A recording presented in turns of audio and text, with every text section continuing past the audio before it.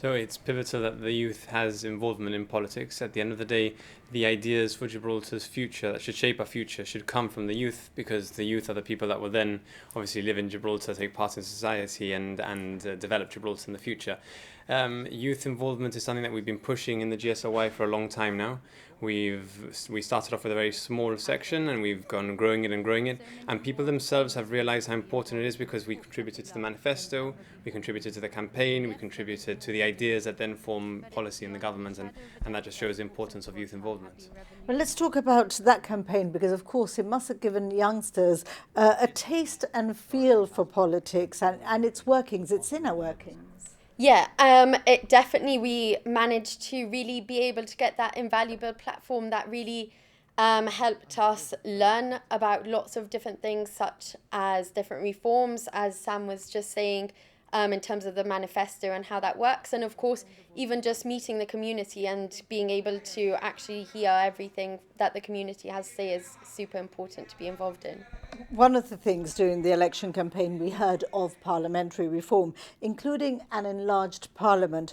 Do you feel that this could give newcomers the opportunity to cut their teeth in politics and gain experience?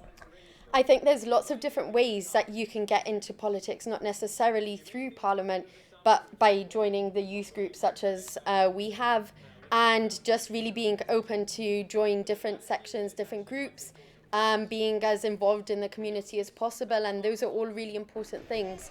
So it doesn't necessarily have to follow the route of Parliament necessarily, I think.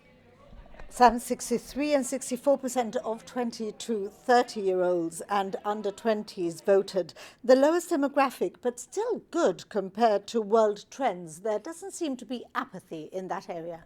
No, there's certainly not apathy, and we've seen it in this election. So we've had messages from people in the UK, for example, students that were in the UK, telling us, look, we really want to vote. How do we vote? We ran a fantastic campaign on getting people registered to vote, and just exploring the different options, postal votes, proxy votes.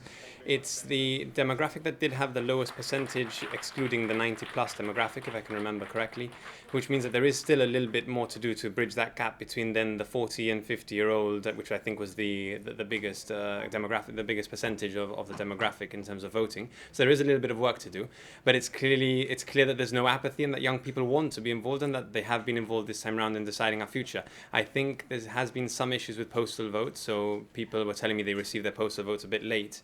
So that's something that we can always look at for the future. But again, then hopefully we just need to bridge that extra gap to the other demographics, so that youth are as involved as everyone else is.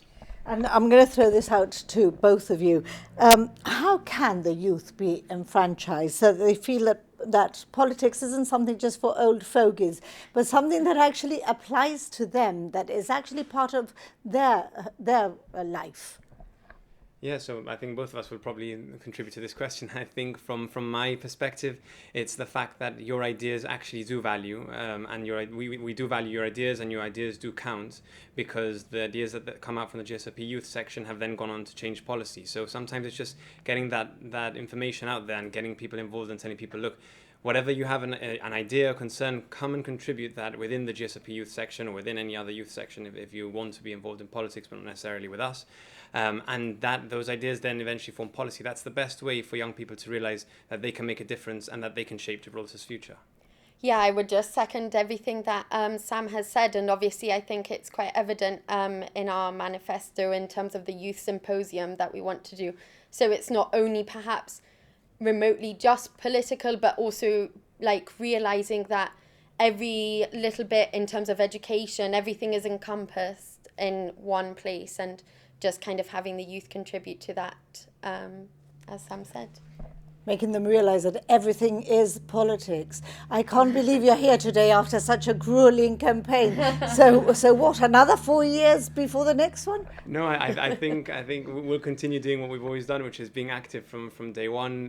We lead and we lead the youth section in a way that we try to have youth involvement throughout. It's not going to be as crazy as the last 30 odd days have been, but certainly there's scope to continue having young people involved throughout, and we won't be in a stage where now we have no involvement from the youth for the next 3 years, because that would be terrible. Yeah.